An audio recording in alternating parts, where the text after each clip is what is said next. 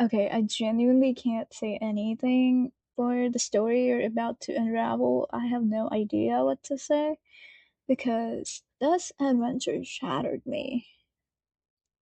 So here's to sad bedtime stories about promises. Be warned, you might cry. It's a bit too bright. Oh, nice. Cozy, cozy, cozy. Okay, let's start.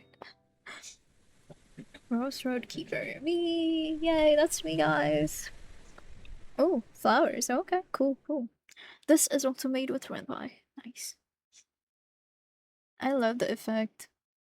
I swear, it's like in anything, if you add at least one animated uh effect, I guess, it changes the whole vibe of it.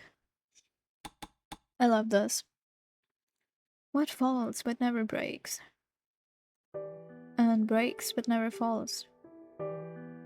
What falls but never breaks? And breaks but never falls. Can I guess it before the answer is revealed to us? What breaks but never falls? Now, what falls but never breaks?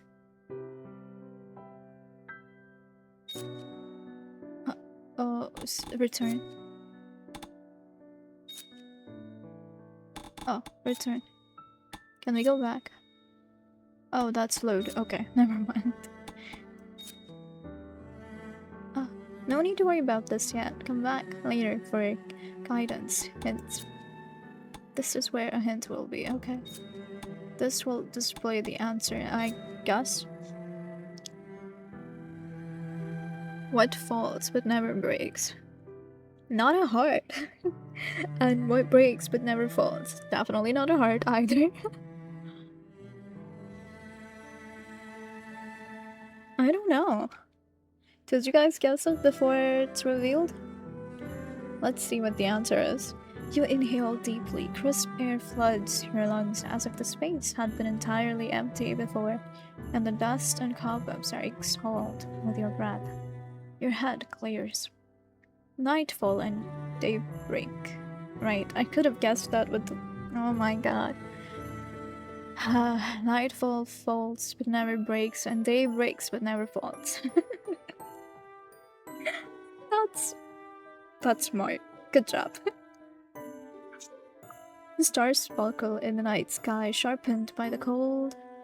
The last grip of the sun has retreated, leaving just you, the crossroads, and the nighttime.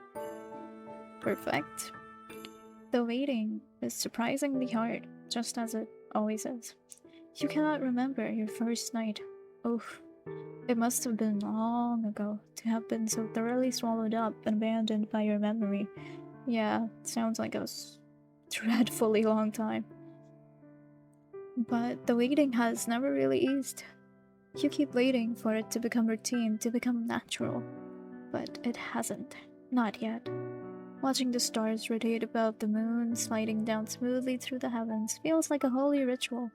That is, until the petitioners come. Who are the petitioners? Their presence requires that you profane the crossroads you stand upon so thoroughly that you would hate the very dirt beneath your feet if it would change anything. You dread the petitioners and their stories, their wails, their requests. It sours your stomach to think of them. Okay, believe I'm talking about the humans here. And then, some nights, none come. And you're not sure which is worse. Time is too slippery a thing for you to hold on to anymore. You don't know how much of the night has passed when the first appears. Okay. There's the weak puff of air, a breath, caught before it escapes the body against your face. It's your only warning before the spirit appears. Your skin tingles, the sensation of being watched, and your whole body stiffens. Gosh. Petitioner, state your name.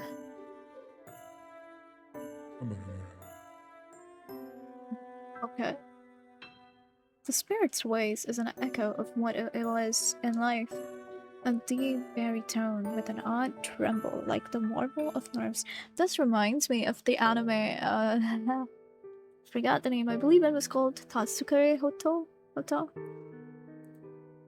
Tatsukare. Yeah, I think so. Yep.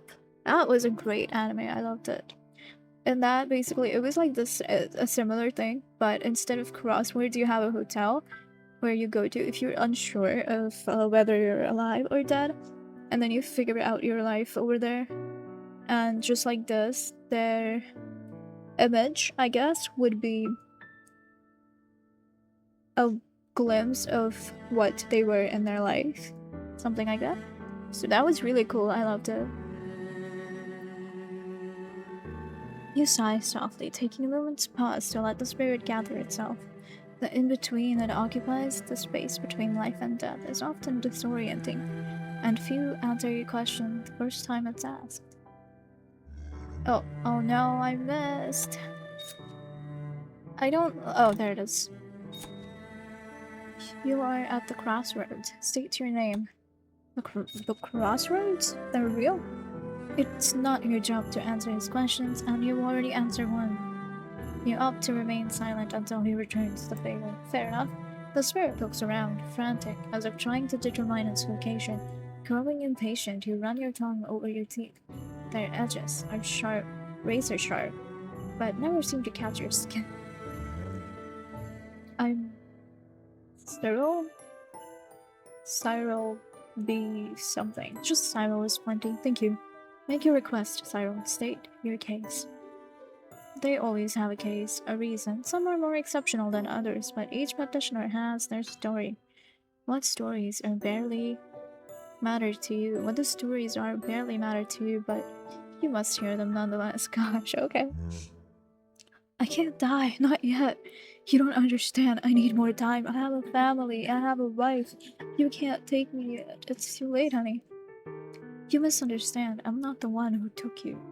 I'm not a reaper. I'm a crossroad keeper. I do not deal in life and death. You don't. His air is palpable, a thickness in the air. It tastes like salt and burnt sugar. No, I deal in promises. Promises? That's interesting. Promises made are promises kept. That is what I can do for you. I can make you a promise, and in return, you will make me a promise. You keep yours, I keep mine. If you don't keep yours, well, then I can't keep mine either. That's fair, yeah. Do you understand? Yes, please help me. What do you need help with? He doesn't understand. But his comprehension isn't your responsibility.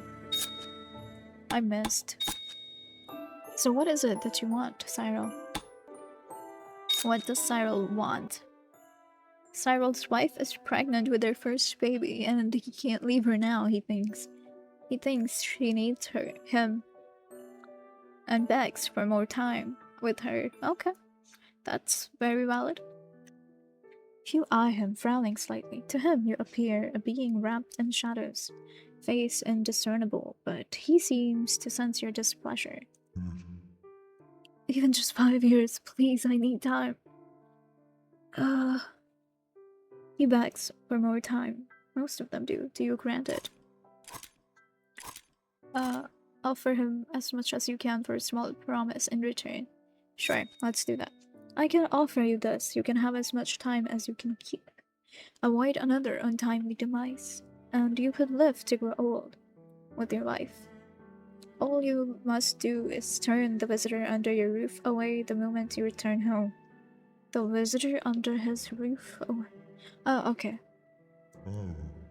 That's all. Yes, simply keep your promise. And I'll keep mine. Yes, I will. You must say the words, Cyril. I promise. Okay, nice. So he's gone back to the world of living. Nice. I can fly, but never cease. I am a thief, but all things belong to me. I can be lost, found, wasted, and wanted, but once gone, I'm gone forever. I can fly, but never cease. I can't die, that means. I'm a thief, but all things belong to me. You're a thief is what's confusing me. I can be lost and found, wasted and wanted. But once gone, I'm gone forever.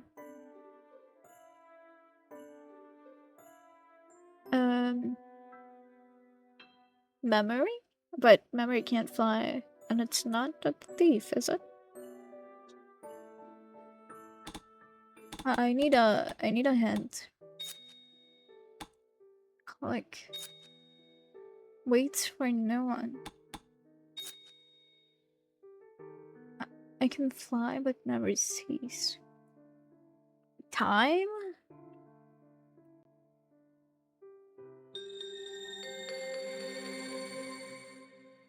Was that correct? What? That was correct? Oh my god, you guys! I don't even know what I... Okay, it was because of the head. Okay, time. You feel the moment he returns to his body and inhale of that near last breath brushing your skin. You know he will keep his promise. He will return home and immediately turn out the visitor he brought into his home only last night. What did he bring? In turn, that visitor will kill him. He will be dead within the hour and his soul will be collected. There will be no more chances for life. Oh my god. I just played the guy. The clearing remains empty, nearly peaceful. If the stain of what had just transpired didn't mar it so well. Yeah, why did you do that then?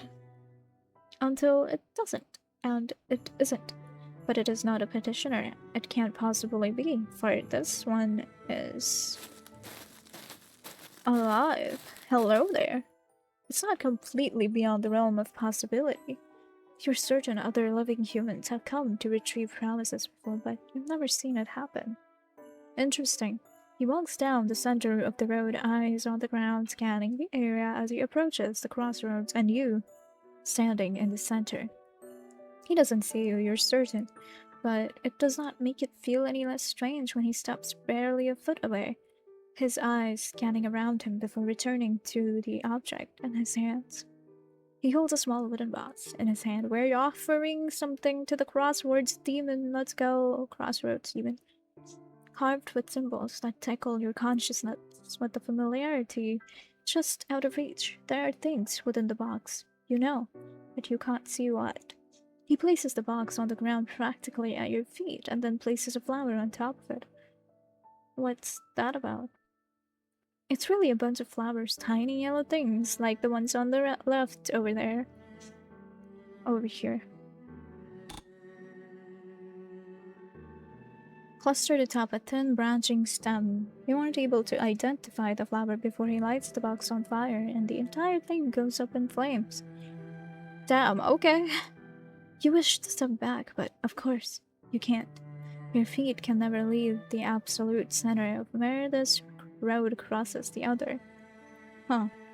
It's a meaningless desire anyway. The fire won't hurt. You can't even feel its heat. The man allows the box to burn until the flames go out on their own, and then he looks around. He doesn't seem to see anything. You wish you could reach out to him to signal to him. The desire is snuffed out quickly, replaced by a bolt of anxiety that makes it hard to breathe. You can feel your boss's disapproval, as if his fist is clutching your spine. Oh my god. That's a toxic work environment. He waits. You're not sure how long, but by the time he approaches the box once more, the stars have shifted. Okay. Somehow the wooden box itself seems to be unburnt. He lifts the box up, peers inside, and then empties the ashes into the road. Clouds billow up from the ground, and he annoyedly waves a hand through them to disperse them faster. What is going on here exactly? He kicks the dirt once with a booted toe hard, then turns sharply on his heel and leaves. Okay. I'm not sure what just happened. You find yourself staring after him for the rest of the night. I mean, yeah, I would do that too, probably, because I'm confused as hell. Right? That was loud. It's been days, at least, since anyone came to your crossroad, alive or otherwise. You had hoped for a time you would see the odd man again, but it had faded quickly. Fair enough, he'd probably been in the wrong place. Yeah, the waiting was starting to blend into itself, time feeling very long, then very short, and then like it didn't apply to you at all. It all blurs together, guys. Could time even apply to a creature that isn't truly alive or dead but finds themselves firmly in the seam between the two? Probably not. I mean, even if it does, it's not in the same way, at the very least. Oh, we have somebody. You see the shape before you feel the breath. This one is sharp and fast, a blast of air into your face. Thankfully, it's dry. Where am I? What's happening? You sigh. You can do your speech without that. It's the same every time. You do it now. Had you actually been bothered by being alone for so long just a few minutes ago? You long for it now. You know, yeah, that's very relatable because when I'm here in my room, I'm like, I want to go out, meet with friends, I want to have friends, I want to be with people, blah blah blah. And then I go out once in a blue moon and I wish I was not outside. I wish to be back in my cozy, dark little room. Cause, yeah, no. What's your name? It's, Greer? Please, it's just me and my sister. It's just the two of us. Our parents are... Who knows where they are? It doesn't matter. It's only us. She's too young to be alone. I can help with that if... I'll do whatever I need to do. I just need my sister to be safe, to be taken care of. She's only 8. She's too young to be on her own. We don't have anyone else.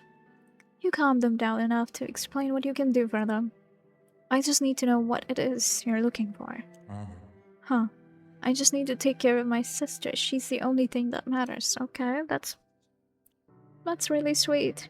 There's a buzz in your spine. Your boss loves petitioners like these. The open-ended ones. Don't do that. The truly desperate ones. Yeah, they do love them, huh? It sits unhappily await at the dead center of your chest, but you push past it to speak. Offer them the promise to stay with their sister. They haven't asked for anything. That's how this works. They need to ask. You will not promise them anything, okay? They need something from you, and they're willing to deal for it. Do you grant them what they seek? What does that mean? I think I'm gonna go with that one. Because I don't really understand what that means.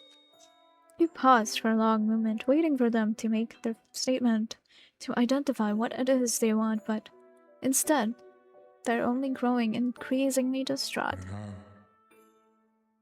She's only 8, you know, she's young, she needs... Tell me exactly what it is you want.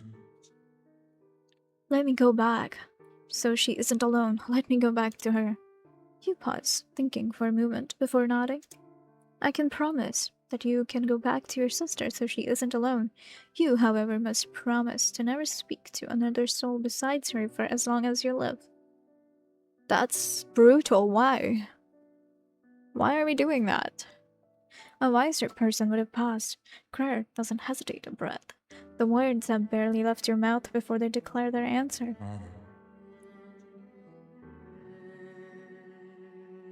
Wow.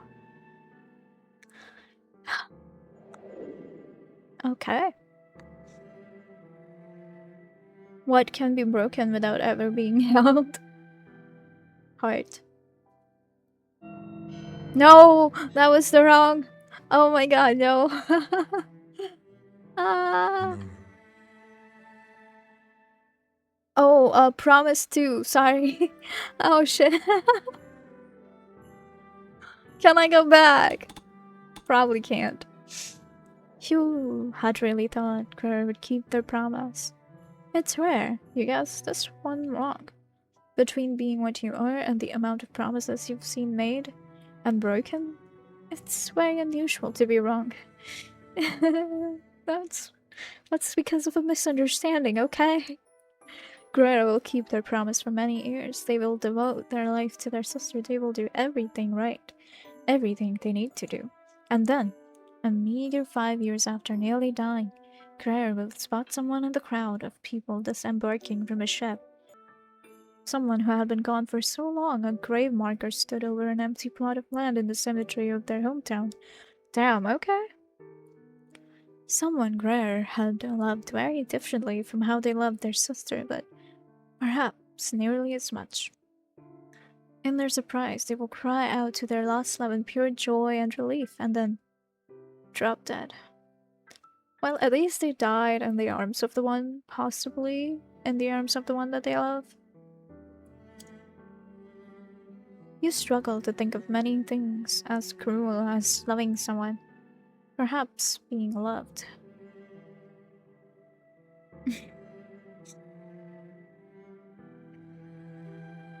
How is being loved cruel?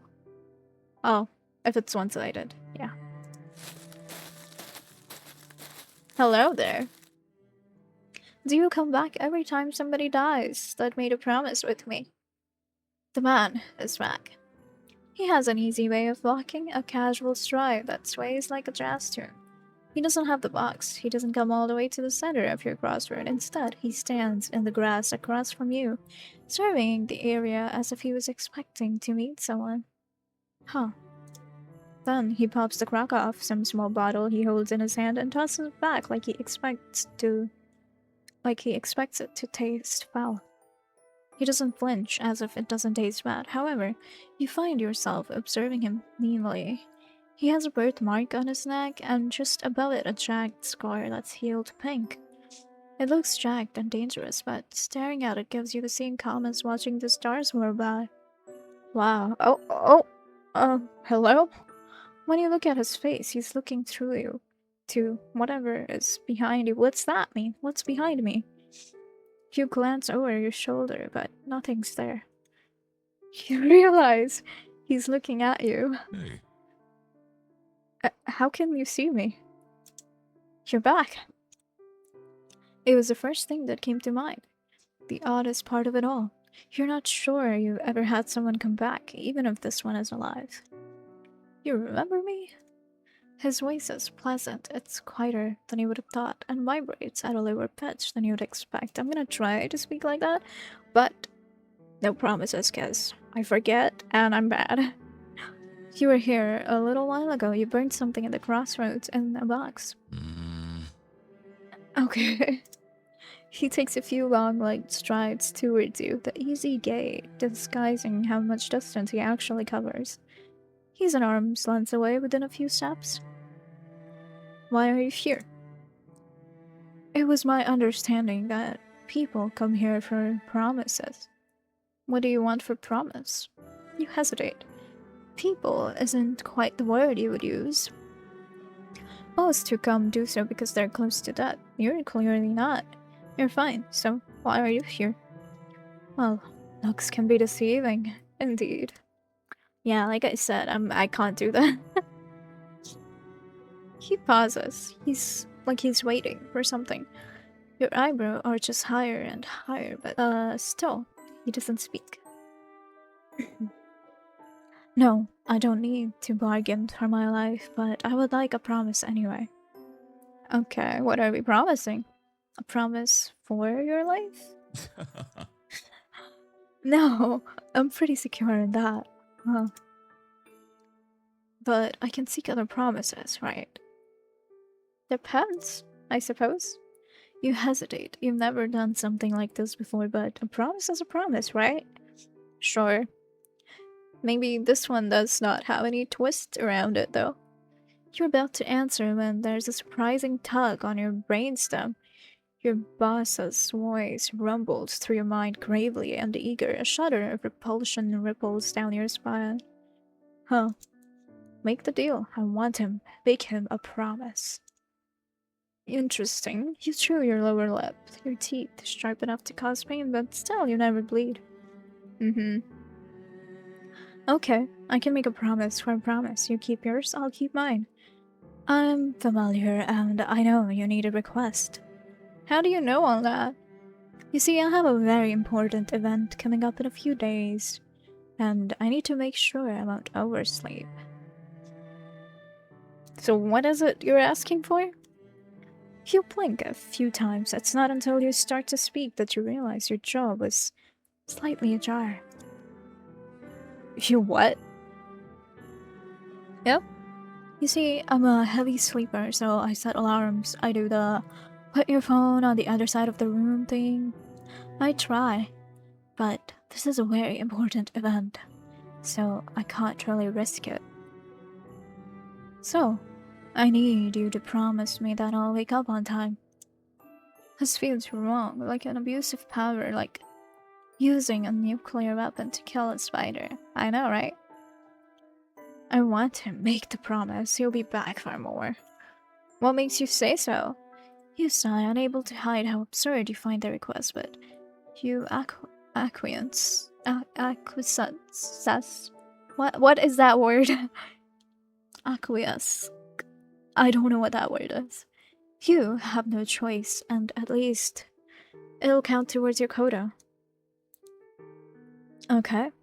I will promise you that you will wake on your time for your event. Can we say specifically you'll promise I wake up by 7:30 a.m.? Huh. You're glaring. You hope he can't see it past the shadows. That wreath your form. Oh, okay. Most people can't make out your facial expressions or features, and he should be no different. But he clearly is. I promise you will wake up by 7:30 a.m. in time for your event.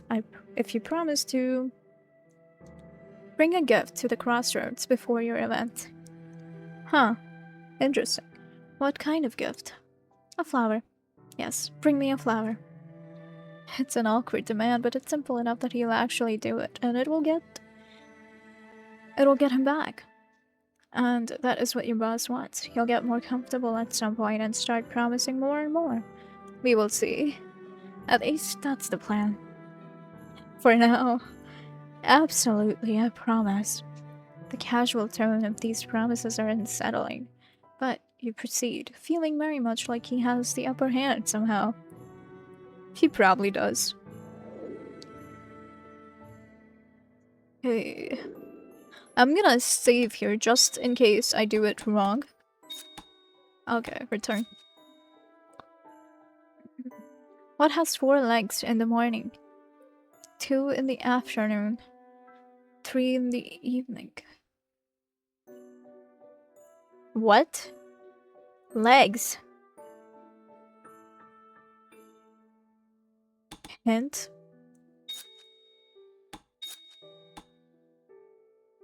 Made in their image? What does that mean?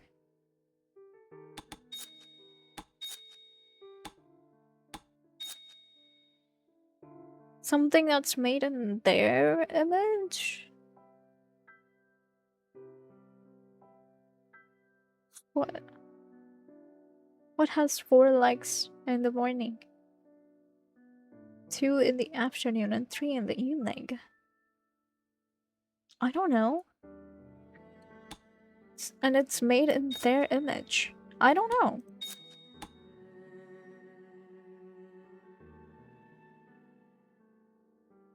What? A human has 4 legs in the morning that's made in their image. 2 in the afternoon and 3 in the evening. 3 what? How does a human have 4 legs, 2 legs, and 3 legs, depending on the time? And it's made in their image.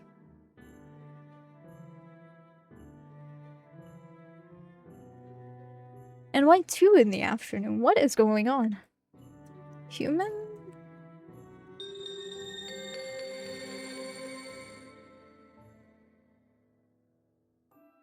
Human. You wait for the usual unfolding of information, for the knowing to settle into your being like a long-held memory, but it never does. You linger a beat, but still. Nothing happens. What's going on? Perhaps the deal was so small it was insignificant? Perhaps this thought offers you no comfort. However, as that either means you fail to lure him into greater promises, or I'll see you soon then. You startle, blinking your vision into focus. You hadn't expected him to still be here. You weren't sure what you had expected, but the petitioners were usually yanked back into their bodies or moved on, but this person just stands here, staring at you, and he's covering the moon, which is crazy, and the glow that it's giving his hair is even crazier. I love this. Smiling. My name is Jesse, by the way. He says as he turns to leave, chuckling. That's crazy. You stare after him, dumbfounded. You'd forgotten to ask his name. How had you forgotten to even ask his name? I don't know. Things happen. It takes him a few days, but he does return. Hello, Jesse. Jesse places a long-stemmed flower on the nearby flat rock, not far from the road. You recognize the flower quickly. It's the same one he brought with him initially and burned, but now, instead of one short sprig, there's a small bundle of dainty yellow flowers. Their fern-like leaves fan out below the clusters of flowers and paint a pretty sight. They remind you of something. Wildflowers, maybe. As promised, it was supposed to be before the event, though. Your head tilts slightly and you examined this man.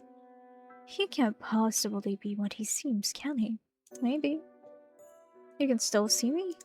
Appears so. It's voiced. Okay. You wish you could lift your feet so you could what? Okay. You wish you could lift your feet so you could shift your stance, put a little distance between you both, but your feet don't budge. They never budge.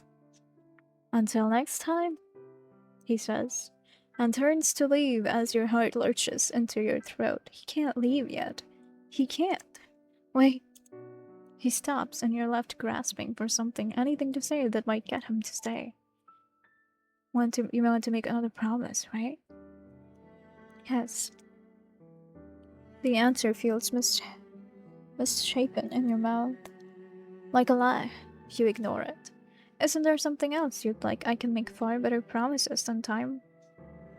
Lines. Oh, another time, beautiful. He's gone. No petitioners come. It's lonely. Yeah, okay. Valid. Whoa, what's going on? Why do you look so tired? Not funny. What do you mean? That doesn't sound very crossroad devil of you. You grit your teeth. You're not sure why you'd ask. The question had leapt from your tongue before you could consider it. Is it possible you're concerned? Don't be ridiculous. It was curiosity, not care. Perhaps I can interest you in a promise to address that exhaustion? Jesse's smile falters a moment. You're certain of it. You just don't understand why. Well, luckily for you, I am indeed here because I seek a promise. You take a slow, deep inhale to keep yourself calm. He's mimicking your speech patterns, and poorly, but engaging in whatever absurdities he's trying to orchestrate isn't going to help. Fair enough, yeah. What do you seek? So, what is going on with you? I'm going out to dinner tomorrow and pizza, and I plan on wearing my favorite shirt. I want to promise that it won't get stained. What is he up to? You're almost angrier at yourself than you are at him for thinking for a moment that he would take this seriously. That you may be able to get your boss to give you some room to breathe. As it is, you can feel the warm heat of his breath against your scalp, as if he looms just over you, watching, waiting. You want to promise that you won't stain your shirt. After a long pause, you come up with your promise. This could work. What? I will promise you that you will not stain your favorite shirt at dinner tomorrow night. You must promise not to turn on any lights in your home until after that dinner. Okay, that doesn't seem like a... Okay. You're ready for whatever he has to say. Except, of course, what he says. I promise. Crazy. You blink. You hesitate. But it's begun. There's no point going back now. What is he planning exactly? Time to save again. Time to save again. Yes. Okay, retired. I breathe, yet I'm not alive. My legs are never afloat. The more you feed me, the hungrier I become. My legs are never afloat. Okay, so when that said I breathe and I'm not alive, that was like trees, maybe plants or something. But then my legs and the hunger system is a little confusing here. So let's see a hint. Gives life but can destroy.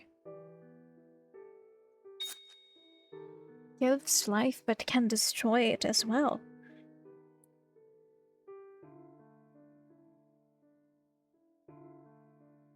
And it breeds.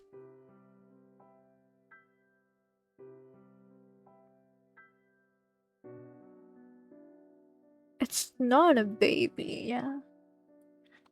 It's not a baby, right? It's fire? I'm super confused with what this means. My legs are never flat. The more you feed me, the hungrier I become. I understand this part, I guess, because, you know, oxygen feeds it and, like, it goes... I don't know.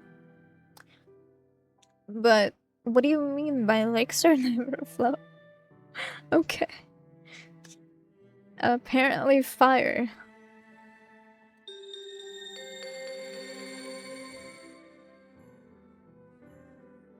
Hello there. Fire. You don't get the full information you're used to. Usually you can follow someone from their promise through to their end, but with Jesse, you only know a small part of what comes next. Interesting.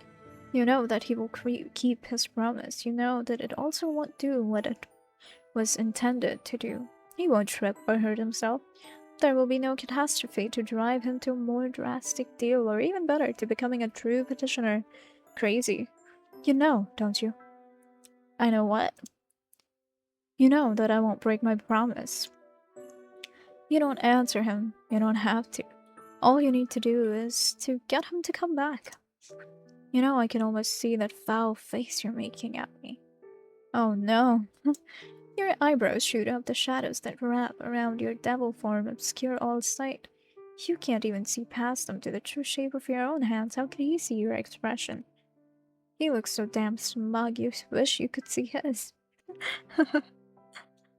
Are you here every night? Yes, I am. You have no idea how to conduct yourself.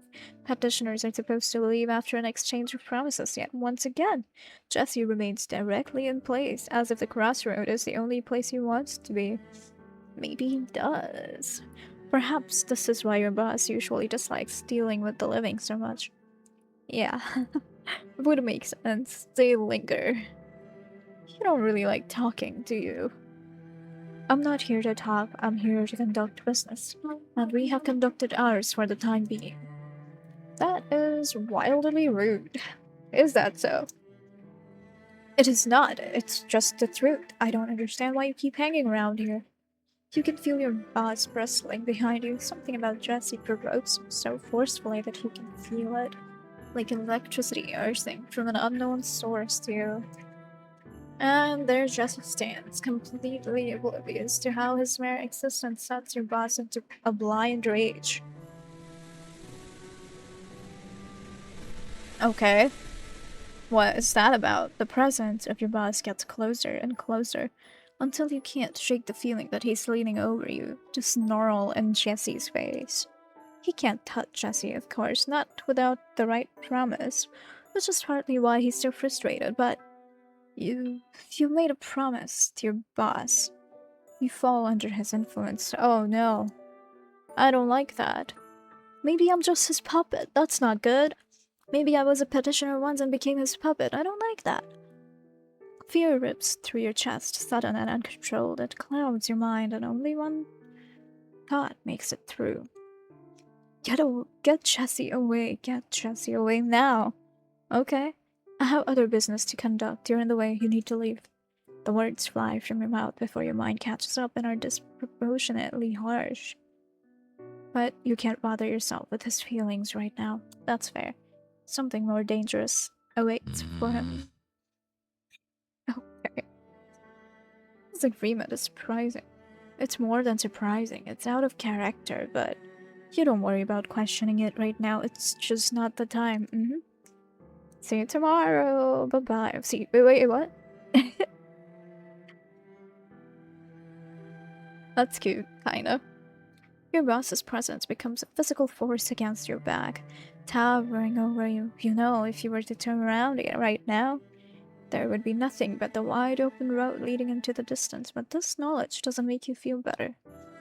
On the contrary, you feel much, much worse. Interesting. You can't see him, you can't touch him, but the rake of his claws, sharper than a razor, down the side of your neck are all you need to know that he can absolutely touch you. That's not good. You let him leave. Again. He'll come back.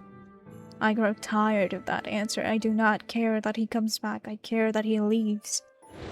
Well, I can't make him stay, can I? You've never been so relieved to see a petitioner. Your boss's presence dissipates, and the breeze as if he had never been more than a heavy fog in the first place. If you can collect on the spirit, maybe you can get a little breathing room, perhaps. You'd give anything for just a little breathing room. What's your name? Arnold. Who are you? What's happening? You're dying, Arnold. As we speak, your body is failing you and you are dying. But you have an opportunity. You are at a crossroads, an ideal and promises. I get it. Your eyebrows raised, practically kissing your hairline. Oh my god. Oh, you do? Yeah, not too long ago, it was pretty important too. Barely a few minutes ago, I was the strongest boss in one of the most widespread criminal organizations in the country. I know a negotiation when I see one. I see. Okay. Arnold laughs. It's a strange sound from a spirit, a raspy, windy sound that seems like it would be painful to make. Probably. So what is going on? I'm not gonna be bashful about it here. Who cares? Only you, and there's only one part of that you need to care about. And that's why I know how to negotiate a deal, so let's negotiate. Fair enough. You don't know how to react to this petitioner. This is not the easy one you'd been hoping for, but it does feel doable. Let's see. We got this for sure, right? Now, what kinds of things do you deal in? I deal in promises and second chances. You watch the man grow uncomfortable. The confidence isn't genuine, it's put on, and it wavered in the face of the notion of second chances. Huh. Tell me, what is it you need, Arnold? I will make you a promise, and then you will make me one in return, as long as we both keep our promises. Yeah, I get it, I get the idea, but what I need is to go back. I was in the middle of so much. I had projects blossoming, and I had a new neighborhood coming under my control. I had Arnold's voice cracks, and when he starts talking again, he almost sounds teary. I had Paul. That truly is sad. If you found somebody you loved and then you died. Who's Paul? Oh, he's your husband, okay. My husband, a saint. He waited while I went up through the ranks to even get married. Then we finally get married and nothing changed. I still worked day and night. I still screwed around. I wasn't the husband he deserved. Yeah, no wonder. Well, hell, I wasn't the husband anyone deserved. You telling me I could get another chance with him? I'll offer him a promise he can live out the rest of his days with his husband, but he must confess his adultery.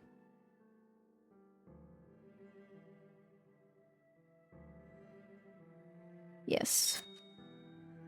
I can promise you the rest of your days with your husband, you will live as long as he does. So you may grow old together if that is what you wish, but in return, you must promise me that you will confess to your adultery. Hey, no, that's not why I told you. Well, it is what it is, Arnold. You gotta deal with that. You can't have a good relationship built on lies. I would have known whether you told me or not, Arnold. I would have known whether you told me or not, Arnold.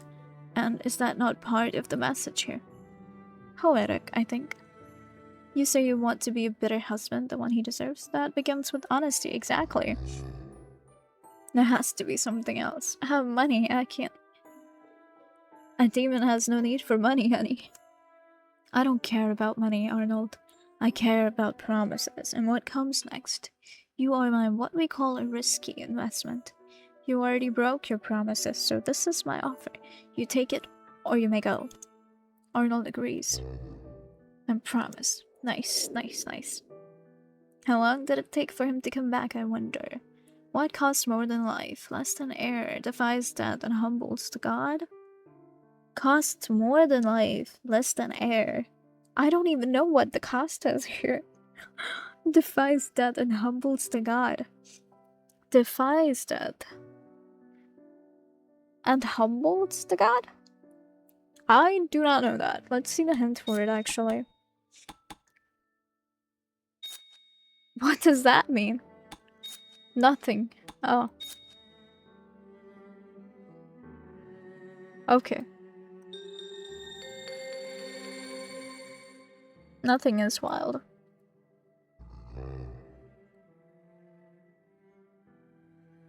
Hmm. What does that mean that they do say that before like going? What's that mean? It's like, I promise nothing, I promise heart, I promise time. What does that mean? I promise human? What does that mean? You feel the movement that Arnold tells Paul the truth. He does not try to escape his fate. He does not make excuses, and Paul is devastated, obviously. You know, Paul sees him differently. The man he thought he could be bad to many, but never to him. It is not the relationship he thought they had. He will withdraw from Arnold. He can't help it. He cannot look at him most days. He most certainly won't be able to touch him or speak with him. Arnold had thought he'd known loneliness, but nope. He will now know true loneliness. Nice.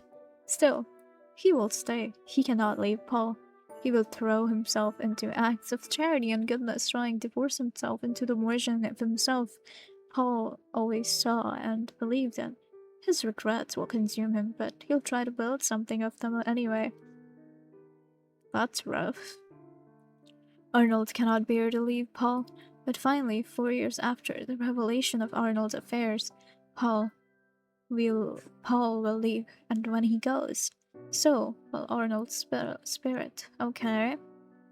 The intensity of Arnold and Paul's regrets feel like bile in your stomach.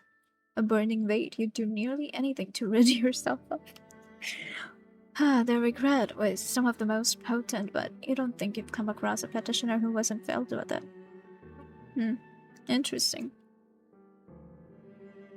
Fair enough, I suppose. Everyone would have regrets, regardless of whether they wanted to live or not, I guess. Whose final thoughts were not of the lives they led, whose final thoughts were not of the lives they led, the people they loved, but instead of all the sorrow for what they should have done. They grieve the lives they didn't have instead of the ones they did. You let your head rest in your hands, pressing your cool fingers to your temples. You wish you could sit. God, standing all that time over there must be rough. And there you have it. Jesse is back.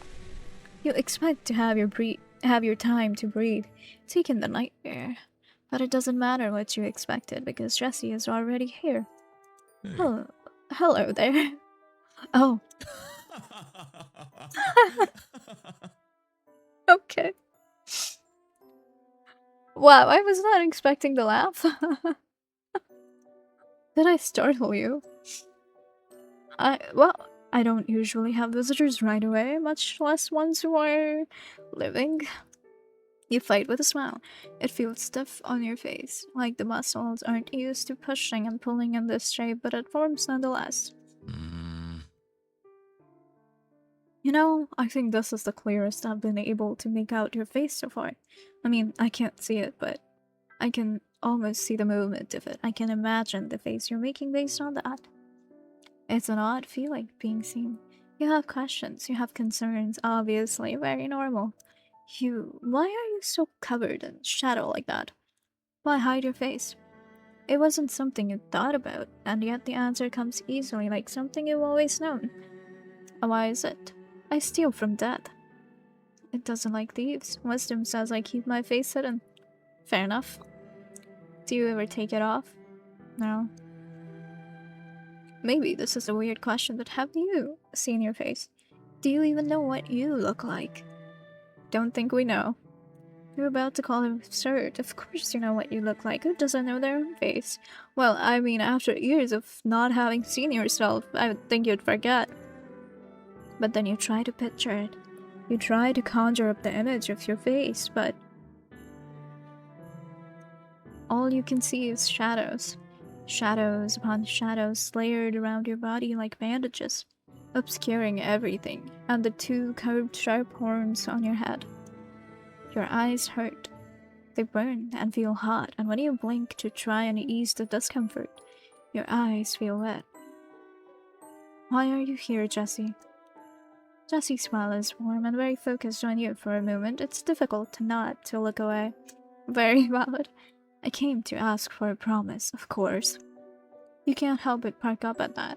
Swinging your attention back towards him, in the back of your mind, you feel the beginning of rumblings of your boss paying attention to what's happening at your crossroads. Oh no. Boss, please go where you did. I did. Do you want to hear what it is? You're immediately suspicious, but captive audience you are, you concede. What is it you need? I want you to promise to sit and talk with me this evening. Huh. You stare at him, waiting, because there is no way that he meant that. That's really strange, yeah. I understand that you are going to try and wait me out, but I am in fact being serious. let's make a deal. That is what I want promised to me. Now what can I promise to you in return?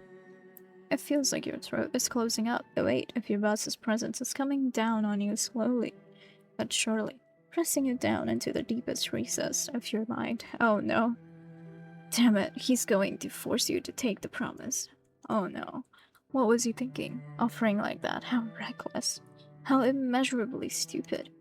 You scramble for an idea, any idea that would satisfy your boss for the time, but doesn't end with what? You can sit with me and talk, but you have to observe any petitioners who come in. See the process. You cannot interfere or ask questions. I promise. Oh, okay. You really should be more careful about how you just throw those words around.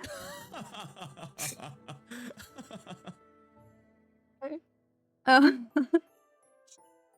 Jesse settled himself in the road, legs sprawled out before him. So, tell me about yourself. You glare at him. No. You can't just say no. You promised to talk to me, have an actual conversation. So now, we talk. You groan loudly. We can talk about you then. I already know about me, and that isn't how conversations work. You have a point. But or I guess I, don't know about you. You groan again. Let's make a deal. Oh, not again. Fine. How about this? I'll offer you a little miniature game of promises. A game of chance, really. What are you doing, Jesse? Do you have a death wish? I think he has a death wish, guys. He pulls a shiny silver coin from his jacket pocket, holding it up for you to see. I'll flip the coin, you're going to call it in the air. Whoever's side gets called has to answer a question. Fair enough.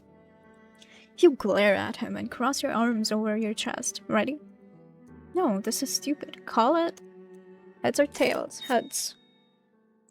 You have to answer a question. I feel like it would have been the same either way. This is incredibly dumb. It's how the game works. You can't argue that, at least. You groan loudly, but wave a hand at him to go ahead. Fine, go ahead. I didn't think you'd actually agree. Well, I didn't think you'd be here. I'm required to uphold my end of all promises.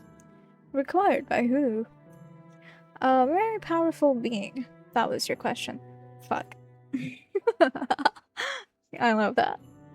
Suppress a laugh. I'm so glad I don't have to suppress my laugh. Turning your head so he won't see the smile on your face. You don't want to encourage this nonsense. Sure, honey. Your eyes shift from Jessie to the new presence at the crossroads.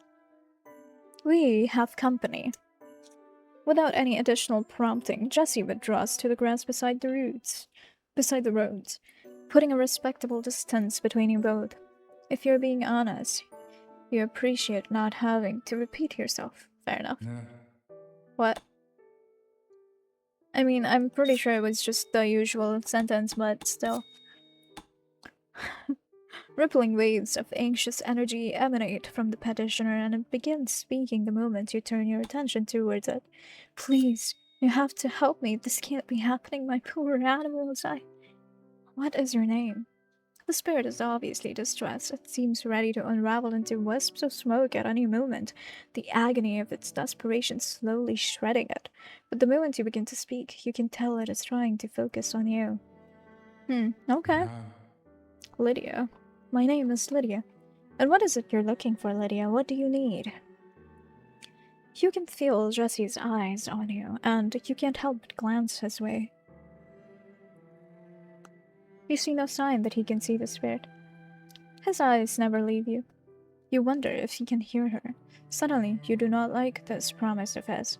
It doesn't feel so innocent. You've never had someone watch while you promise away the souls of the innocent. Yeah, of course. You find you really don't like the idea of him seeing this side of you. Well, sadly, you are the one that made that deal. The spirit sways back and forth and side to side, but doesn't have any further outbursts. It is, you think, the most distressed soul you have ever had in your crossroads. I understand that if it's my time I should go, I do. But I'm not afraid of dying. I've had more time than most. It's my animals. They're alone. I've been living off on my own for so long, I don't have anyone anymore. It's just me and them. I can't leave and then just never return. They won't understand. That is true. That would suck. I don't want that. And worse, there will be no one to care for them. Lydia lets out a groan of agony. They'll starve. It's a slow, cruel fate. Please, I need to go back for them. If you can take my soul, just give me a chance to find them all good homes. Let me save my loves. Oh no, boss, no. You go away from here.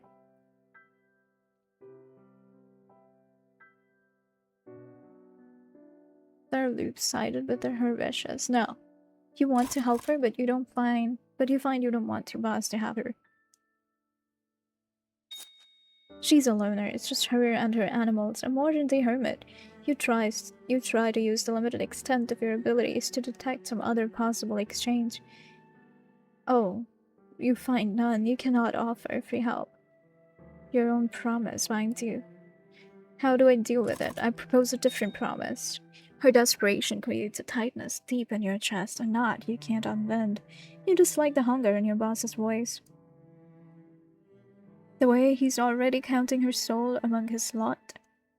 I can promise you 5 years. In exchange, you must take on no additional creatures, and you must rehome them all, rather than care for them until the end of their lives, during those 5 years. Thank you, my animals, thank you. I need you to say the words, Lydia. I promise. Okay. I think we're changing, guys.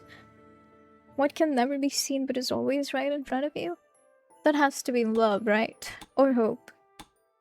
Love or hope. Love or me, yay. Always on the way but never arrives. What? What can never be seen and is always on the way, but is always also right in front of you and also never arrives. What?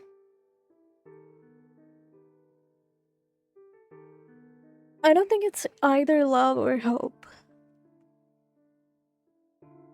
Peace? Something along those lines? Future. Yeah. Yeah. That's what I consider peace, you know, future. Like, when will I have peace? Sometime in future, surely, right? Future. God, okay.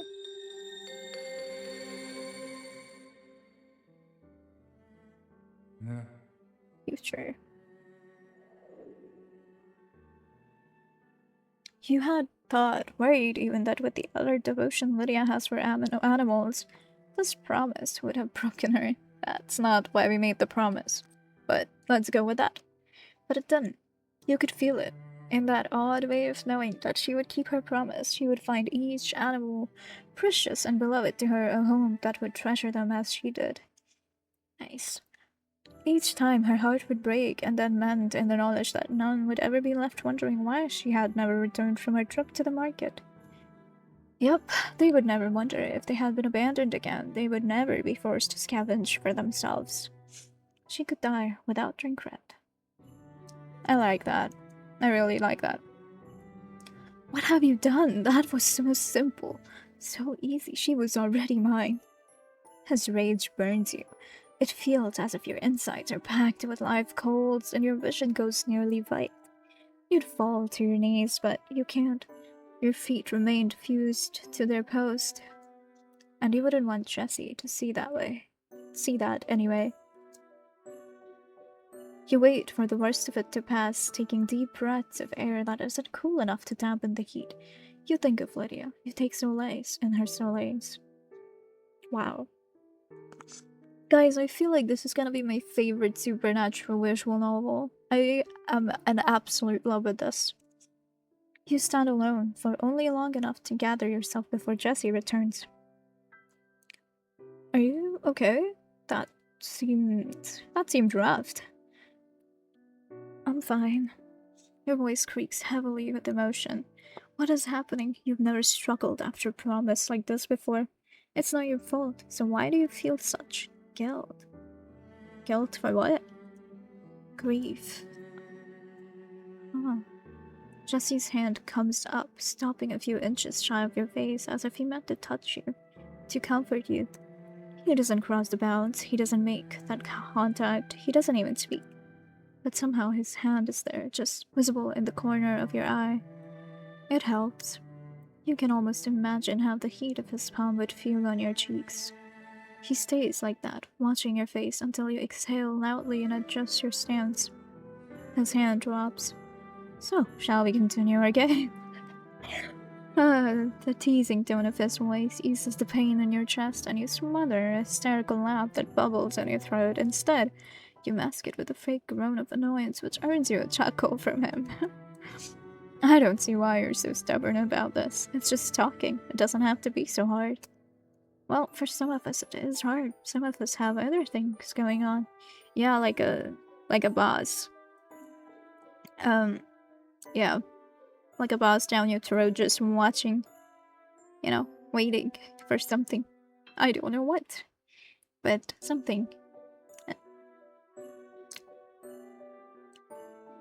What do you have going on? You didn't want a coin toss, so I don't have to answer that. Fine. Beat me at my own game. Just flip your coin. Alright, I'll even let you call it again. Tails, looks like you're gonna have to answer again. Of course I am. Fine, then, ask your question. Well, give me a minute. I have to really think on this. You're proving to be a very evasive being. Thank you, I take that as a compliment. You let out a snort. Well, feel free to take your time. Odds are in my favor that we'll be interrupted. And I won't need to continue this nonsense. Oh, wait. Fine, let me see. Why are you only here at night? Oh, have you stalked me at other times? You shrug. Waste of a question. You don't even know the answer. I don't know. That's just how it is. It's how it's always been. Do you remember the last time you saw the sun? I don't think we do. There's a long pause, and Jesse watches you. You look away. He has something far too close to pity in his eyes, and it's making you anxious. Angry. Have you ever seen daytime sunlight? You start to answer with the words that are on your tongue. The answer is no. You're almost certain the answer is no. That's not good, but something is stopping you. It won't let you deny it. I'm not a creature that exists in the sun. It's barely an answer, and you expect a pushback. But I'm assuming he doesn't ask much about it. It never comes, he just watches you. His eyes are piercing, his gaze so focused and intense you can nearly feel it as it touched your skin, pouring over your face. He smiles gently, and you feel a rush of gratification as if you've answered the question correctly. Interesting, okay. Your boss's presence is suddenly at your neck, at the base of your skull. He lets out a slow, deep hiss that extinguishes the feeling you had instantly. Uh-oh. Well, the boss is like a really controlling parent. We don't want to be around. That's a toxic home environment at this point. You wait, unease growing in your gut. The slow, extending silence makes it worse. Are you going to flip the coin again? Do you want me to ask you another question? Do you find yourself enjoying your little game? Well, if you're not enjoying, you can leave. No, you fumble uselessly for a full sentence. The majority of a phrase,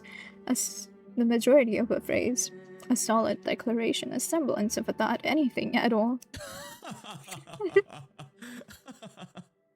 Yeah, I expected the laughter, honestly. You're funny. Shut up. Feeling a little bashful, beautiful. I was being generous. This is your game. I don't care. Besides, you probably cheated. Fair. Cheated on a game of chance. You glare at him. He's not supposed to be able to see you, but you suspect he can tell. He shakes his head at you, then makes a circling gesture with his hand. Fine. Last one for the night. Okay, but I'm going to flip the coin. You can call it. Oh, his smile is dazzling. You want to flip the coin? Why is that? I told you. You're almost certainly cheating. It's probably a double-sided coin, or you're lying about the result. It's a conversation, not a competition. Well, yeah, but you're the one that wants to know. You're the one that wants to have a conversation, right? My little creature here just wants to be the anti-social self that it is. It most definitely is a competition. Jesse's expression shifts, his eyes locking onto yours, his smile softens around the edges. Ah, right. Of course you would think so. Silly me. Of course I would think so. He closes the distance, stopping just in front of you. You hold out your palm for the coin. His gaze trails from your hand to your face and then back again. Without ever breaking your gaze, he drops the coin into your palm. His fingers brush the shadows, then through them. The contact of his skin against yours sends a shock all the way through your arm, and you jerk your hand away, nearly dropping the coin. Uh-oh, you can't put to words how he's looking at you.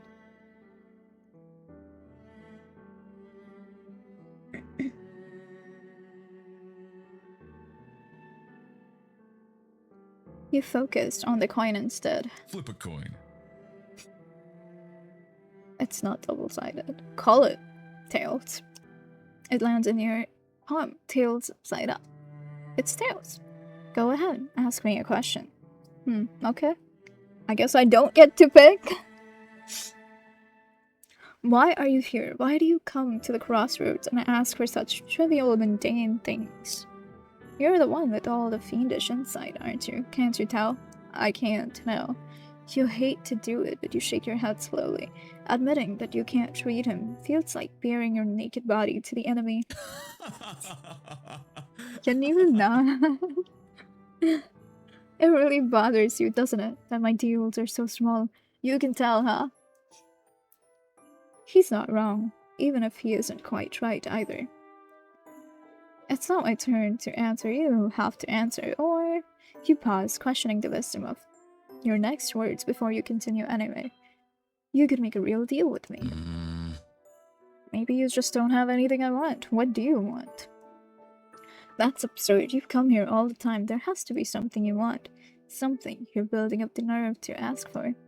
When Jesse looks at you again, he finds your eyes instantly. Oh, he shouldn't be able to do that. He shouldn't be able to easily shift through the shadows, but he does. He shouldn't be able to see where they are, but he stares knowingly into your eyes. I have a feeling it is something like that, that I was a petitioner that died and made a deal, and now I'm like the boss's puppet. And this guy is somebody I knew before I became a petitioner, I think. I'm not sure, just a theory. It's so bizarre and distracting that you startle when he speaks. You're right. There is something I want. He steps away and you feel hollow. Keep the coin. What do you want? Oh, he's gone. Okay. And then he's gone. And you're left holding the silver coin, the only proof he was ever there at all. Damn. Hot and cold again, huh? You're back. Appears so. Are you going to make a real deal with me, or are you here to be sure they have eggs at the supermarket tomorrow? No more niceties. Apologies. You roll your eyes, the presence of your boss tugs, and your temple aches, and your jaw makes your teeth painful. You suspect that he is keeping a very close eye on you since Jesse is here. God, why? What is it with you and Jesse?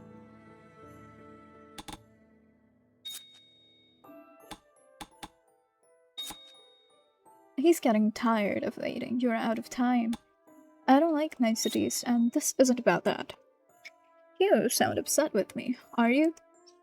No. You're terrible at hiding your feelings. Not only are they written all over your face, but they vibrate off you like static. Damn. Okay. I can tell you're upset, so you may as well admit it. I'm not. I just don't understand, and I'd like to. If you're not here to make a deal, I don't understand why you keep returning. I'll make a deal with you. You scoff and roll your eyes. Yes, where have I heard that? I'll make a deal, but I want you to ask me your question before I tell you what it is I want. What is my question again? You open your mouth to object, but he interjects, continuing, and I want you to ask a question too. Oh, okay. He's asking me a question, and he wants me to ask a question too. I think I read that wrong, or there was a typo, I'm not sure. You're mad at yourself for thinking for even a moment that he would take this seriously. You wish you could leave your spot so you wouldn't have to stand here and listen to him. That's not how it... Your mind nearly splits with a bolt of pain as your boss lunges inside, clamping down on the words before they can fully leave your mouth. Do not let him go. Make the deal. Make it now. He cannot slip away from me again. Take the deal. Oh my god. Okay. What is it? What's happening? You realize you're bent over nearly in half, clutching your head. The echoes of the pain are now fading, and you start to feel foolish, exposed even. You straighten, and your breaths come in huffs, as if you're winded, but your head swims unhappily. Your boss is holding on too tightly. Yeah, I gotta leave this household, guys. This better not be another bullshit deal. He doesn't answer, only watches you. Is something happening? Are you okay? Just make your promise. I promise. A smile creaks on your face. You have just the thing for him, just the test. Can I choose? Why is a raven like a writing desk? A raven like a writing desk? I haven't the slightest idea. Okay. You tilt your head slightly at him. Something in your mind is unfurling. It tickles the petals of a flower under the influence of spring. I don't like that.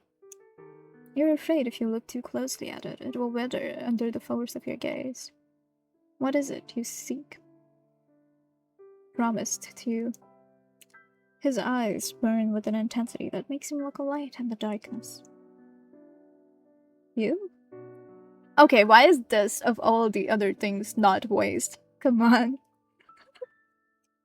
My turn. My question. What is your name? Do you still have the coin? I would assume so. You're about to deny it, but then you feel it. The coin is still in your hand. your fingers curled protectively around it. Aw, okay. You hold your hand out to him, and the shadows that cling to your skin seem to ripple, revealing the coin. He looks relieved, and curiosity pricks your interest. Keep your hand like that. You obey, but a slow creeping feeling of dread begins to mount your spine. Ugh, God. You expect your boss to intervene, but instead you feel this chuckle building in the back of your throat. Oh no. Where is this going? Interesting. Jesse pulls a flower from his jacket pocket. It's the same flower he brought you for his first promise. The tiny yellow flower clusters are slightly crushed.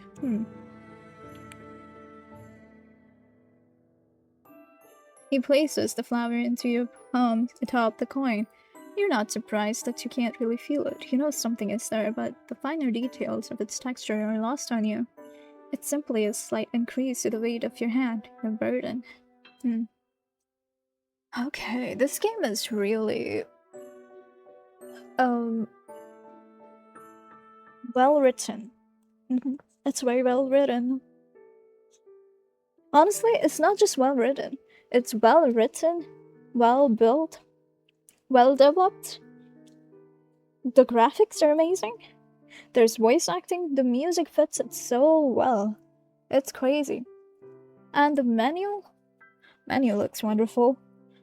I love the riddle thing.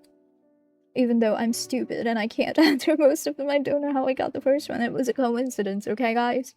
But they're really good, and I like thinking, even though I don't do a lot of thinking on it. So, yeah, I really love it. It's supernatural, most of all, is what's important. You watch him pace around you in a circle, looking thoughtful. Then, he's behind you, and you can't quite see what he's doing. He disappears from your sight entirely for a moment. I wonder if he's trying to free me. When he circles back into your sight, you can tell he has something clenched in his fist. Your spine wants to shiver, but it isn't made for that. He stands before you, his eyes finding yours once more. His gaze is consuming, intense, and keeps you still. He holds his fisted hand over your outstretched one and pauses. You are what I came to the crossroads for. His fingers unfurl, and a handful of dirt from the very road you stand on falls on the flower and the coin, once disappearing beneath the shadows where it would dust your skin. You expect something to happen, but nothing does. You're going to point out how foolish this is when he suddenly grabs your hand, clutching the dirt, flower, and coin between your palm and his.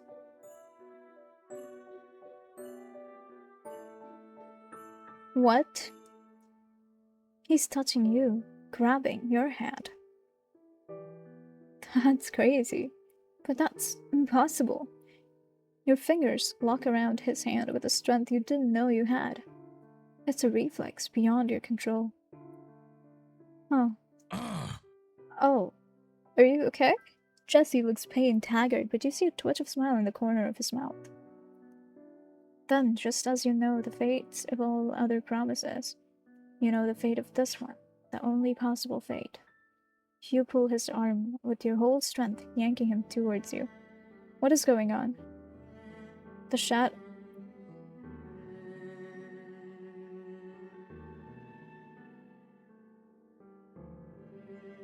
No.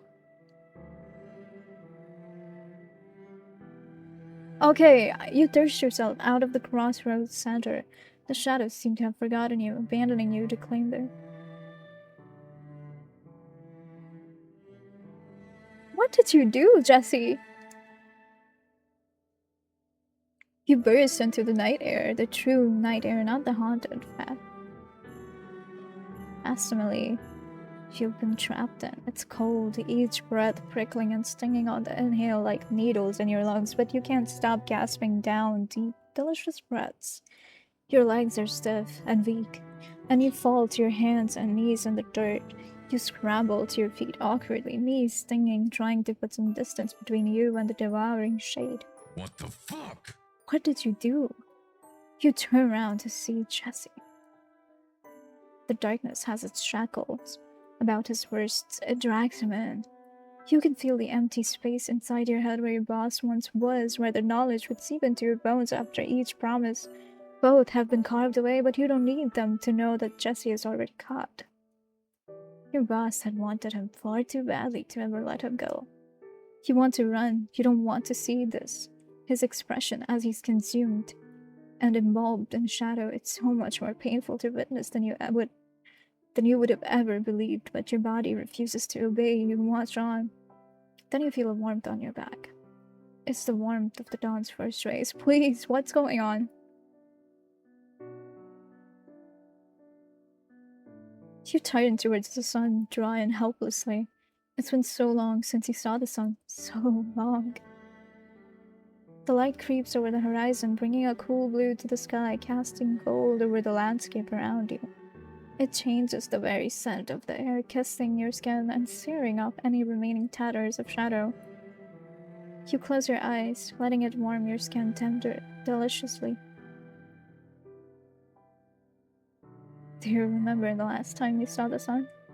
You already know what you're going to see, but you turn back anyway. Look towards where Jesse was moments before, wrapped in shadows. He's gone. You're free. No, I don't want to be free.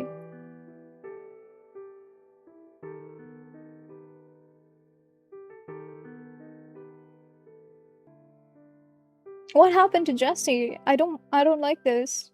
I'd rather not be free than have him take my place.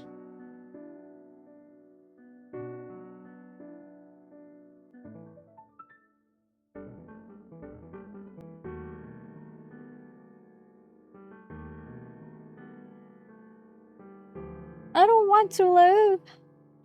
I'd rather live in darkness. I wonder if I can make any changes to the choices I've made and that will help. I wonder. Is it a linear story? I hope it's not linear because I don't like that. I don't like this ending. That hurts. I don't like it. Like, it's a great game. It's a great story. But I don't like it. Is it only linear?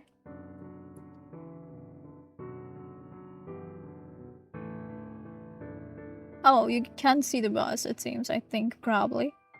There are 3 endings.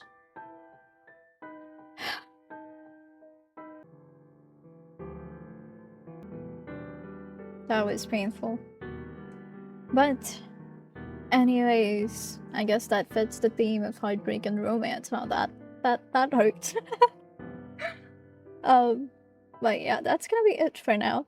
Though you can play yourself and find out what the other 2 endings are, because I am gonna do that. Not right now, but I will do that because I am.